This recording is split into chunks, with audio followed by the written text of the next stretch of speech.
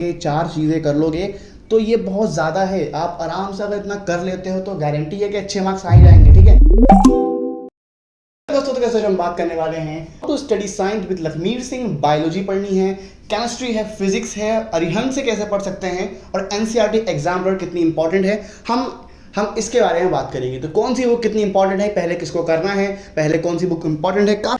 काफ़ी सारी बुक्स हैं, यानी कि लखमीर सिंह है पहले तो, उसके बाद एनसीईआरटी भी है, अरिहंत की ऑल इन वन भी है, एनसीईआरटी एग्जाम्पलर भी है। तो इनमें से किसको करना है, कौन सी इंपॉर्टेंट है और कौन सी कितने और कौन सी कब करनी है, उसके बारे में हम बात करेंगे। तो स्टार्ट करते हैं हम पहले पॉइंट से।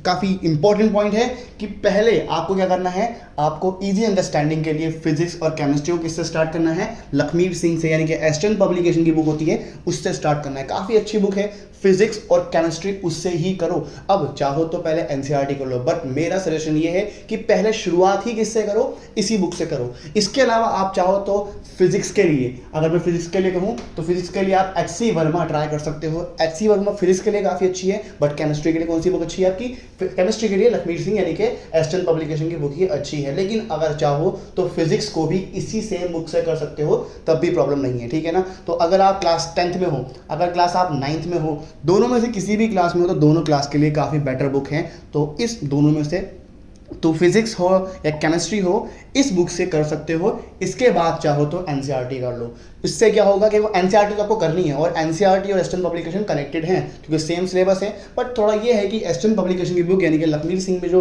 आपके क्वेश्चंस हैं, आपके जो कॉन्सेप्ट है, थोड़ा डीपली एक्सप्लेन्ड है। अगर पहले लखमीर सिंह पढ़ लोगे तो बाद में एनसीईआरटी पढ़ोगे तो आपको वो ईजी लगने लगेगा। लेकिन आप उसको उल्टा भी कर सकते हो कि पहले एनसीईआरटी पढ़ के सॉल्व कर लो, फिर लखमीर सिंह कर लो। दोनों में से कुछ भी कर सकते हो, दोनों बेटर है। लेकिन आपको ऊपर डिपेंड करता है कि पहले आपको ईजी करना है या टफ करना है। मेरी राय में अगर पहले एस्टर्न पब्लिकेशन पढ़ लोगे, टफ चीज़ कर लोगे, तो बाद में जो आप एनसीईआरटी के क्वेश्चन आंसर करोगे वो आपको बहुत ही ईजी लगने वाले हैं। लेकिन बायोलॉजी के लिए, तो बायोलॉजी के लिए एनसीईआरटी क्या है, काफ़ी ज़्यादा इंपॉर्टेंट है। एनसीईआरटी इनफ है बायोलॉजी के लिए। लेकिन अगर आपके पास टाइम बचता है, अगर आपके पास टाइम बच जाता है, तब जाके आप जा सकते हो किसके लिए, एस्टर्न पब्लिकेशन की बायोलॉजी के लिए। बट अगर मैं कंपेयर करता हूँ फिजिक्स और केमिस्ट्री की एनसीईआरटी को बायोलॉजी की एनसीईआरटी से, यानी कि क्लास 9th और 10th साइंस की सेम बुक्स होती हैं, बट चैप्टर्स डिवाइड होते हैं कि कुछ चैप्टर्स के अंदर फिजिक्स के हैं, कुछ चैप्टर बायोलॉजी के हैं, कुछ चैप्टर आपके केमिस्ट्री के हैं। अब उनमें अगर आप कंपेरिजन करोगे तो थोड़ी बायोलॉजी की लैंग्वेज काफ़ी अच्छी है, तो आप एनसीईआरटी से बायोलॉजी कर सकते हो, काफ़ी अच्छी हो जाएगी, कोई दिक्कत नहीं आएगी। लेकिन आपको फिजिक्स और केमिस्ट्री के लिए तो एस्टर्न पब्लिकेशन से पढ़ना पड़ेगा।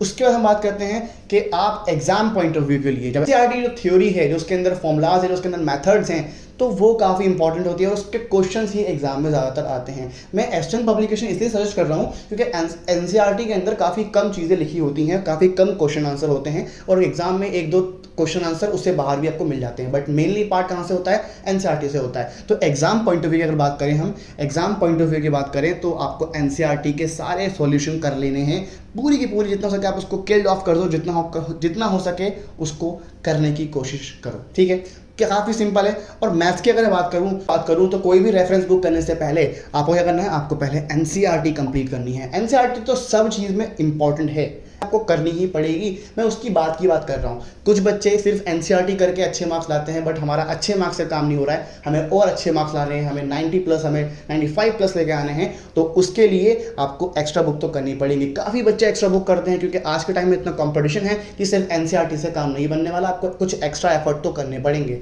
हम उन्हीं एक्स्ट्रा एफर्ट की बात कर रहे हैं। तो एनसीईआरटी तो करनी पड़ेगी क्योंकि बेसिक है। उसके बाद कोई भी अदर रेफरेंस बुक कर सकते हो, कोई भी कर सकते हो। आर.एस. अग्रवाल करो या आर.डी. शर्मा करो, दोनों बेस्ट हैं। दोनों में से जो आपको अच्छी लगती है आप कर सकते हो। आप चाहो तो रिव्यू चेक कर सकते हो कि आपकी रिक्वायरमेंट के अकॉर्डिंग। ठीक है, दोनों बुक सेपरेट हैं लेकिन दोनों बेस्ट हैं, दोनों कर सकते हो। लेकिन आपकी रिक्वायरमेंट क्या है, आपको गोल क्या है, उसके अकॉर्डिंग आप सर्च कर सकते हो कि उन दोनों में कंपैरिजन चेक कर सकते हो, जिससे आप बेटर चीज़ कर पाओ। ठीक है, तो कोई भी बुक ले सकते हो। आर.एस. अग्रवाल है, एम.एल. अग्रवाल है, आर.डी. शर्मा है, कोई रेफरेंस बुक है, उनको कर सकते हो। तो आपके ऊपर डिपेंड करता है कि आप कौन सी बुक करना चाहते हो, लेकिन आपको प्रैक्टिस तो करनी पड़ेगी। ठीक है, तो एनसीईआरटी करो, उसके बाद कोई अदर रेफरेंस बुक करो। उसके बाद हम बात करते हैं नेक्स्ट पॉइंट की, तो वो है exemplar is next after both astern and NCERT. NCERT कर लिया आपने साइंस की, एनसीईआरटी कर लिया आपने मैथ्स की, अब साइंस के लिए आप जा सकते हो एस्टन के लिए या फिर एचसी वर्मा के लिए, और मैथ्स के लिए क्या कर सकते हो, मैथ्स के लिए आप आर डी शर्मा या आर एस अग्रवाल कर सकते हो। लेकिन उसके बाद आप चाहो तो पहले कर सकते हो, कोई प्रॉब्लम नहीं है। अगर आप चाहो तो किसी रेफरेंस बुक से पहले एनसीईआरटी एग्जाम्पलर कर लो या फिर इसके बाद कर लो, लेकिन करनी ज़रूरी है। और सबसे इंपॉर्टेंट मैं तो ये कहूँगा आपसे कि सबसे पहले एनसीईआरटी करो, उसके बाद जाके एग्जाम्पलर करो। रीज़न, क्योंकि एग्जाम्पलर से ज़्यादातर क्वेश्चंस आते हैं। अगर कुछ क्वेश्चन आपको लगते हैं कि बाहर से आते हैं तो वो एग्जाम्पलर के ही होते हैं, और उसके अलावा एक दो क्वेश्चन जो बाहर के आते हैं जो आपके अदर बुक से, किसी बुक से आ सकते हैं। तो ज़रूरी नहीं है कि आप एस्टन से या फिर आपके अदर बुक से ही आएंगे, लेकिन पढ़ने का रीज़न ये है कि उससे आपका कॉन्सेप्ट और ज़्यादा स्ट्रॉन्ग हो जाएगा। इसलिए मैं आपको सजेस्ट कर रहा हूँ, और आपको पढ़नी चाहिए, क्योंकि आपका गोल सिर्फ 9th और 10th नहीं है। आपका गोल जो है आगे चल के एक इंजीनियर या डॉक्टर बनना होगा। आपको एक नीट या फिर जेईई एग्जाम देना ही पड़ेगा। तो वहाँ पर ये बेसिक कॉन्सेप्ट काम नहीं आएंगे, आपको थोड़े एडवांस कॉन्सेप्ट चाहिए होंगे। उसके लिए एस्टन पब्लिकेशन की बुक हेल्प करेगी, और मैथ्स के लिए आर डी शर्मा या फिर आर एस अग्रवाल में आपको ऐसे क्वेश्चंस मिलेंगे जो आपको आगे चल के हेल्प करेंगे, ठीक है। लेकिन अगर आपका काम थोड़े में हो रहा है कि आपको सिर्फ पास ही होना है, आपको एक्स्ट्रा एफर्ट नहीं करना है, आपका कोई बड़े गोल नहीं है, तो सिर्फ एनसीईआरटी करो, एनसीईआरटी एग्जाम्पलर करो, अच्छे मार्क्स लाओगे, मजे में रहोगे, ठीक है। तो ये बात हो गई कि इसकी हमें जब अगर आपने कोई रेफरेंस बुक कर ली है तब जाके आप एनसीईआरटी पे जा सकते हो, एनसीईआरटी एग्जाम्पलर पे जा सकते हो। उसके बाद बात करते हैं लास्ट पॉइंट की। तो लास्ट पॉइंट है कि all in one is for only question and answer.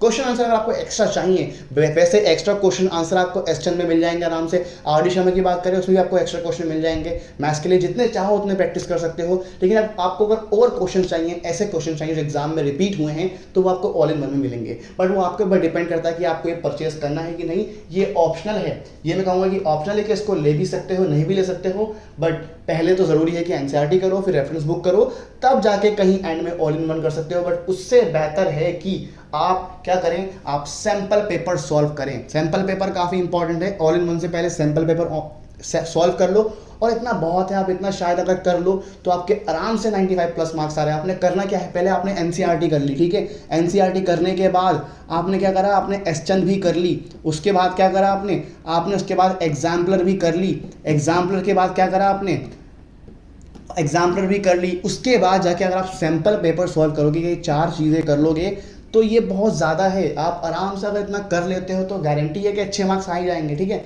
अगर कर सकते हो तो करो, और अगर इससे कम कर पाते हो तो सिर्फ थोड़े मार्क्स में ले जाओगे। तो ये 4 पॉइंट हैं जिससे काफ़ी बेटर मार्क्स आ जाएंगे, और कॉन्सेप्ट और स्ट्रेंथ इतनी अच्छी हो जाएगी आपके उस सब्जेक्ट के अंदर कि आगे चल के कोई भी एग्जाम हो तो आप आराम से उसको क्लियर कर पाओगे।